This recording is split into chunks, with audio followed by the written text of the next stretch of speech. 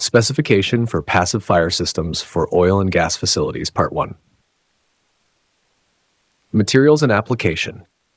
Passive fire protection, PFP, systems in oil and gas facilities serve as a critical safeguard designed to prevent structural collapse during intense fire scenarios. These systems must provide robust resistance against both hydrocarbon pool fires and high-intensity jet fires, which can reach temperatures exceeding 1100 degrees Celsius in seconds. The core objective of material selection and application is to preserve the integrity of vital infrastructure, particularly load-bearing steel, during the duration of a fire, ensuring personnel safety and minimizing operational losses. Materials used for PFP must demonstrate compliance with recognized international fire resistance standards such as UL 1709, BS 476, or ISO 834. These standards replicate the thermal profiles of typical hydrocarbon fires, allowing for accurate performance validation. Products without third-party certification or a proven history of use in similar environments shall not be accepted. Contractors must submit all technical data, fire test certificates, and performance reports as part of the approval process prior to procurement and installation. Acceptable PFP systems include both cementitious and intumescent types. Cementitious coatings are typically spray-applied and offer robust thermal insulation, making them ideal for large structural steelwork. Intumescent coatings, on the other hand, provide an aesthetically pleasing finish and are well suited for detailed or exposed architectural steel. Each type must be chosen based on the structural member's function, exposure conditions, and fire rating requirements as specified in the fire and risk assessment. In environments with high humidity, salinity, or chemical exposure, such as coastal facilities or areas with sour gas, materials must be validated for durability in aggressive conditions. PFP materials shall exhibit no significant degradation over a service life of at least 10 years under normal environmental exposure or 5 years in severe conditions. This includes resistance to cracking, delamination, UV degradation, and erosion from windborne particulates or washdowns. The use of vermiculite-based cementitious coatings is permissible when a 3-hour fire resistance rating can be demonstrated through calculations and test reports. These coatings must be applied in strict accordance with the manufacturer's recommendations and shall be subject to client review and approval. Submissions shall include full material data sheets, test certificates, and a project-specific application method statement before the start of work. Fireproofing thickness shall be calculated based on steel section factors and the required fire endurance rating. The final system thickness must account for local heat flux, structural load, and member criticality. Where specific design conditions exist, such as confined spaces or interfaces with process equipment, custom application techniques, including trowel or preformed panel systems, may be adopted with client consent and documented rationale. All PFP systems shall include a protective finishing layer suitable for the site's environmental exposure category. For concrete-based systems, the exposed surface must be sealed after curing using a low-viscosity primer, followed by 2 coats of epoxy paint to a total dry film thickness of 250 microns. Where superior chemical resistance or UV protection is required, an aliphatic acrylic coating system may be used, achieving a minimum of 300 microns DFT, subject to prior approval. Application surfaces must be clean, dry, and free from contaminants such as oil, grease, dust, and rust. Surface preparation shall follow the coating manufacturer's guidelines and may include abrasive blasting, high-pressure water jetting, or acid etching, depending on the substrate. The primer coat must be applied within the specified recoat window to prevent flash rusting or bonding failure, and all intermediate layers must be thoroughly inspected before the next layer is applied. All fireproofing materials shall be stored under cover in dry, ventilated areas. Materials with expired shelf life or those exposed to moisture, contamination, or damage shall be rejected from use. Before full-scale application, a mock-up panel shall be created to verify adhesion, thickness buildup, curing behavior, and final finish. This trial panel shall be reviewed and approved by both the contractor and client representatives, forming the benchmark for site-wide implementation. Specification for passive fire systems for oil and gas facilities, Part 2. Installation. Proper installation of passive fire protection (PFP) systems is essential to achieving the fire performance and durability expected in oil and gas facilities. The installation process must follow a structured and controlled approach, beginning with thorough planning and sequencing of fireproofing activities in coordination with other construction disciplines. PFP application must occur after structural fabrication, but prior to the erection of piping, cabling, insulation, or any components that would obstruct access to fireproofing surfaces. PFP application shall be performed only by qualified and trained personnel who have received direct instruction from the product manufacturer. Installers must be certified where applicable, and proof of training and competency must be maintained for the duration of the project. Supervisory personnel must be familiar with all installation procedures and quality assurance requirements, ensuring full compliance with the approved specifications and manufacturer instructions. Before any application begins, substrates must be inspected for cleanliness, profile condition, and surface preparation. Steel surfaces must be free of mill scale, rust, oil, moisture, and other contaminants. Surface preparation methods shall include abrasive blasting or other approved techniques to achieve the specified surface roughness profile.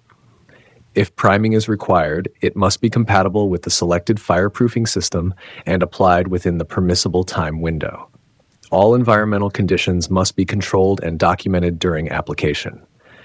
The ambient temperature, substrate temperature, humidity, and ventilation must meet the specific criteria defined by the PFP material supplier. Application must not proceed during rain, high winds, or when conditions deviate from acceptable ranges.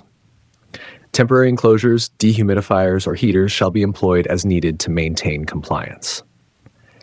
Where proprietary fireproofing systems are used, the application shall strictly follow the thickness, number of passes, curing times, and recoating intervals specified by the manufacturer. Thickness shall be built up gradually to avoid cracking or sagging, and each coat must be inspected for continuity and adhesion before the next layer is applied. Skipping of intermediate inspections is not permitted under any circumstance. For concrete-based PFP systems, once the curing process is complete, the surface must be primed and finished with a protective coating. This includes the application of a low-viscosity primer and a double epoxy or acrylic top coat as required to protect the fireproofing from UV degradation and chemical attack. The coating must be applied only after moisture content in the concrete is verified to be within acceptable limits. Installation areas must be clearly marked and access restricted to prevent mechanical damage, contamination, or premature exposure to weather before the system has fully cured. The fireproofing shall be protected using physical barriers, warning signs, and exclusion zones where necessary. Activities such as welding, grinding, or lifting operations must not take place near freshly applied systems until full mechanical strength is achieved. Special care must be taken around complex structural geometries, connections, anchor points, and penetration zones.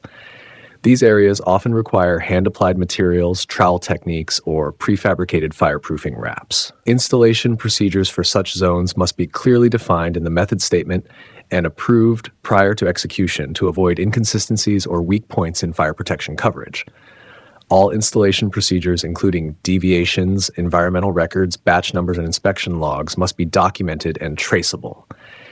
Any anomalies observed during or after application, such as cracking, delamination, bubbling, or discoloration, must be reported, investigated, and rectified using a documented corrective action process. Only after successful completion and approval of all post-installation inspections shall the system be considered ready for service.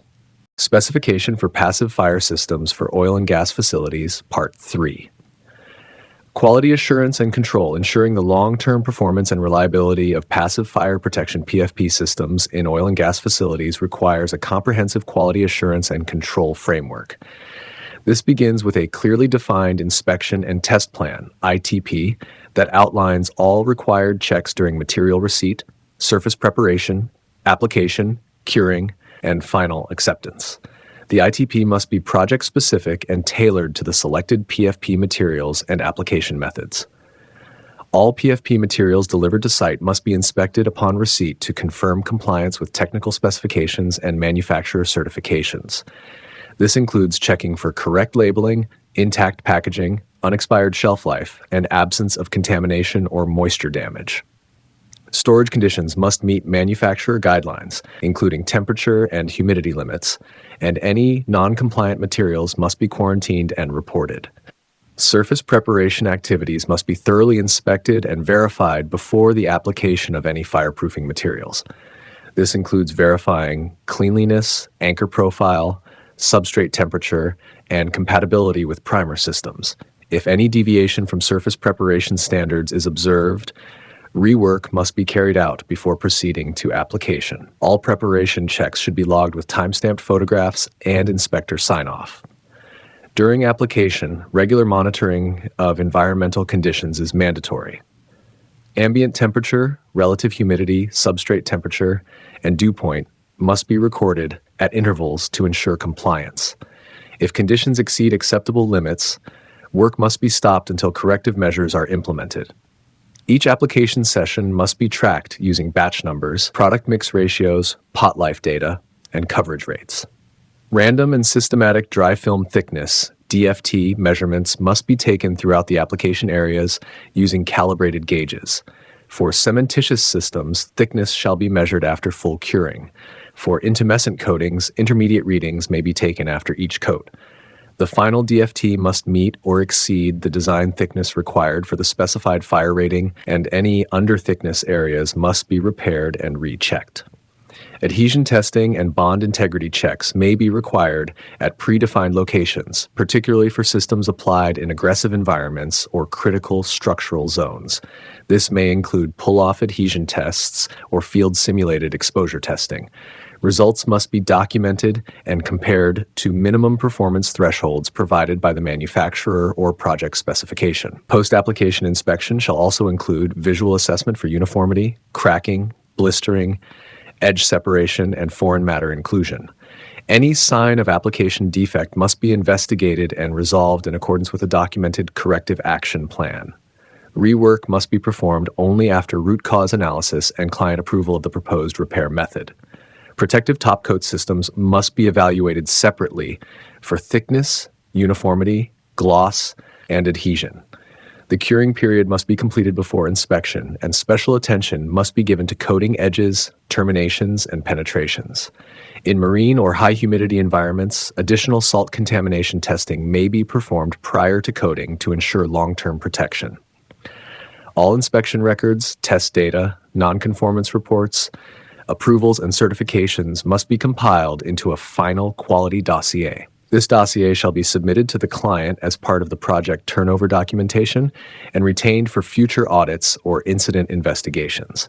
The completeness and accuracy of this documentation are critical for the final acceptance and continued performance assurance of the PFP system. Specification for passive fire systems for oil and gas facilities, Part 4. Documentation and project handover. Effective documentation and turnover of passive fire protection (PFP) systems are vital for ensuring lifecycle integrity, future maintenance, and regulatory compliance within oil and gas facilities. All documentation related to design, material selection, application procedures, inspection, and testing must be consolidated into a structured and traceable format. This documentation serves not only as a record of compliance, but as a reference for future audits, maintenance, and safety reviews. The project team must maintain a master PFP register, listing all structures, equipment, and areas that have received fireproofing. This register must include information such as location codes, fire rating requirements, PFP type, material specifications, thickness applied, and completion dates. Each entry must be cross-referenced with relevant drawings, isometric details, and coding data sheets. The register should be digitally maintained and made accessible to all stakeholders. Material documentation must include batch certificates, material safety data sheets, MSDS, manufacturer's product data sheets, and compliance certifications. These must be collated by fireproofing system type and correlated with the actual batch numbers used on site. Any substitutions or changes in material during the project must be clearly documented, justified, and approved by the project owner or authority. Application records must include daily logs of work performed, surface preparation checklists, environmental condition reports, thickness measurements, and photographic evidence. Each area must be clearly marked with start and finish dates, applicator identity, and any specific site conditions that influence the work. These records must demonstrate continuity of application and validate that materials were installed under acceptable conditions. Inspection and testing records must be filed in accordance with the Inspection and Test Plan (ITP). These shall include surface preparation approvals, in-process inspection forms, dry film thickness reports, adhesion test data, and defect repair logs.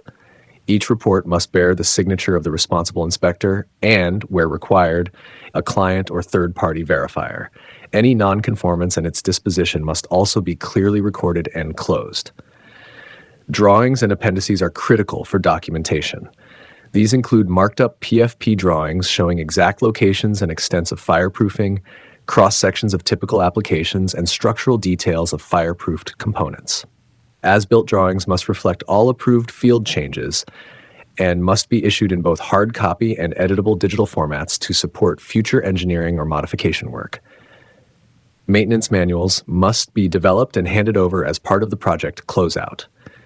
These documents must provide guidance on routine inspections, signs of deterioration, repair techniques, compatible materials, and recoating schedules.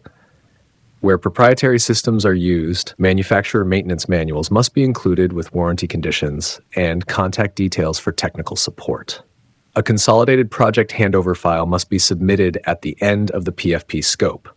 This file will include the complete PFP register, as-built drawings, application logs, material data, inspection reports, photographic records, and maintenance manuals.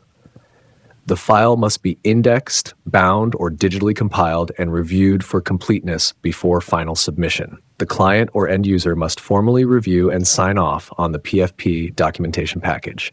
Any gaps, inconsistencies, or missing approvals must be addressed through a structured closeout process. Only upon final acceptance of the complete package shall the PFP system be considered officially transferred to operations, and any applicable warranties or maintenance agreements take effect.